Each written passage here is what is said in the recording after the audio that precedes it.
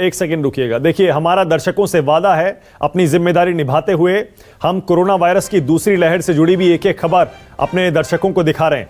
हालांकि ये खबर जो यूपी के हाथरस से आ रही है वो भी पंचायत चुनाव की मतगणना से जुड़ी है, लेकिन उसका सीधा सीधा जो असर पड़ेगा वो देश में कोरोना की इस दूसरी लहर पर पड़ेगा। और ये जो तस्वीरें मैं दिखा रहा हूं, ये काउंटिंग सेंटर के बाहर की तस्वीरें हैं। देखिए, तार तार social distancing, Covid appropriate behaviour, Covid protocol, अपनी जिम्मेदारी, 6 गज की दूरी, ये सब ऐसा लग रहा है तार तार हो गया। लेकिन उससे भी बड़ी बात एक और है, सुप्रीम कोर्ट की गाइडलाइंस का, उसका क्या हुआ? सुप्रीम कोर्ट की गाइडलाइंस में ही, सुप्रीम कोर्ट का आदेश था ना, गाइडलाइंस का पालन करेंगे तभी मतगणना हो पाएगी, और कल का आदेश है ये।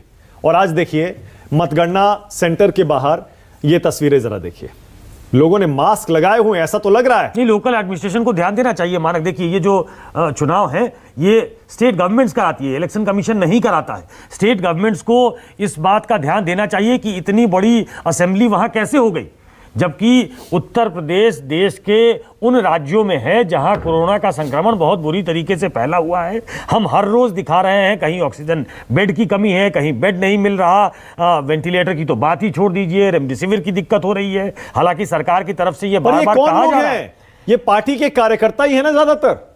नहीं, ये क्या इनको अपनी जान की कीमत की कोई परवाह नहीं है? अपनी जान की परवाह नहीं है, अपने परिवार की परवाह नहीं है। लीडर इसलिए लीडर कहा जाता है क्योंकि वो लीड करता है मानक, जनता उसके पीछे खड़ी होती है। जनता अगर मान लीजिए कि वहां आने को तैयार है, वहां आने को उत्सुक है, वहां आने को आतुर है, तो लीडर का काम है कि उनको घर पे रोके। लीडर का काम है कि उनको सिचुएशन की गंभीरता, जो सिचुएशन का मैग्नीट्यूड है, उसको बताए। आम लोगों को तो देखना ही चाहिए। आम लोग जिनकी जान खतरे में डालकर वहां पे खड़े हैं, उनको ये समझना चाहिए कि वो न्योता दे रहे हैं। पर ये सुकेश, आम लोग इनको नहीं कहा जा सकता, ये कार्यकर्ता हैं सारे के सारे। ये उन राजनीतिक पार्टियों के कार्यकर्ता हैं जो कि पंचायत चुनाव लड़ी हैं, और ये अपने उम्मीदवारों के प्रति, आम लोगों में से ही है कार्यकर्ता, आम लोगों के ही हिस्सा ही तो है।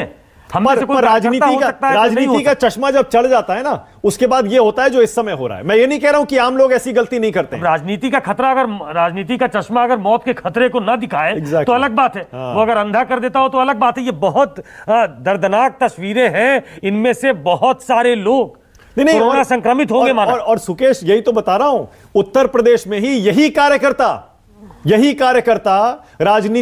राजनीतिक मुद्दा बना रहे होंगे कोरोना वायरस से लड़ने में, कैसे सरकार नाकाम हो रही है। केंद्र सरकार, राज्य सरकार, स्थानीय प्रशासन, देखिए डीएम ने कुछ नहीं किया, सीएमओ ने कुछ नहीं किया, अस्पताल नहीं है, बेड नहीं है, ऑक्सीजन नहीं है, दवाएं नहीं है, इतना फैल गया। ये उत्तर प्रदेश की तस्वीर है मानक। और जब हम आप बात कर रहे हैं, आपके पास भी बहुत सारे मैसेज आ रहे होंगे, मेरे पास भी आ रहे हैं। मेरे एक दोस्त ने मैसेज किया है कि उनके फादर इन लॉ का ऑक्सीजन लेवल 70 है, वो गाजियाबाद में है, प्लीज उनके लिए एक बेड का इंतजाम करा दीजिए। उत्तर प्रदेश में हालत यह है कि ऑक्सीजन के लिए मारामारी है, बेड के लिए मारामारी है, और वहां इस तरह की तस्वीर मुझे लगता है कि फुल स्क्रीन दिखाना चाहिए इन तस्वीरों को, और चिन्हित करना चाहिए।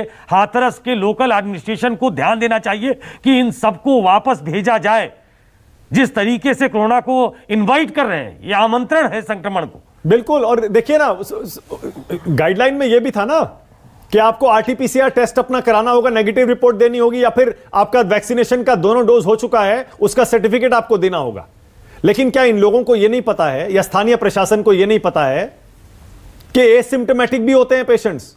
और यहां कौन सी चेकिंग हो रही होगी, मुझे बताइए मानक। ये क्या यहां पर किसी का बुखार चेक किया जा रहा होगा, सिम्टम्स चेक किए जा रहे होंगे? और क्या यहां पर वाकई, मुझे तो नहीं लगता यहां पर वैक्सीनेशन दोनों हो चुके हैं, उसका सर्टिफिकेट चेक किया जा रहा है? सवाल ही नहीं। या फिर आरटीपीसीआर रिपोर्ट मांगी जा रही है? यहां तो ये खुला खेल फर्रुखाबादी हो रहा है। और ये हाथरस की एक तस्वीर है, पूरे यूपी में पंचायत चुनाव की मतगणना हो रही है। मानक स्थिति यह है कि ऊपर से चीजें परकोलेट करके नीचे तक जाती हैं। जब हम ऊपर बैठे लोग, नेता जो सबसे ऊपर हैं, जो लीड करते हैं, वहां से अगर हमें क्लियर कट एक, वो कहते हैं ना कि गाइडेंस ना मिले, तो आम जनता इस तरीके से, कार्यकर्ता इस तरीके से आपको दिखाई देगा। जब स्थिति ऐसी हो, और ये दोगलापन है दरअसल हमारा भी। हम थोड़ी देर पहले, हम और संदीप चर्चा कर रहे थे कि रैलियां बड़ी बड़ी हो जाए, और जिस समय मतगणना हो उस समय कहा जाए कि देखिए अब आप रैली नहीं निकाल सकते।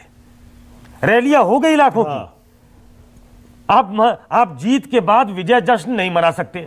सब कुछ तो हो चुका है, और उस समय कहां सो रहे थे हम। सही बात है। और दूसरी बात तो यह है, मैं फिर से वही बात कह रहा हूं, और इस बात को जितनी बार कहा जाए उतना कम है। ये लोग सिर्फ अपनी जान खतरे में नहीं डाल रहे हैं, अपने घर जाएंगे वापस, अभी परिवार की जान खतरे में नहीं डाल रहे हैं, अपने पड़ोसियों की, रिश्तेदारों की, बच्चों की, अपने मां बाप की, अपने दोस्तों की, बल्कि पूरे प्रदेश के साथ साथ पूरे देश के लोगों की जान भी खतरे में डाल रहे हैं। देख रहे हैं कोरोना की ये दूसरी लहर कैसे फैलती है, बिल्कुल जंगल में आग की तरह फैली हुई है।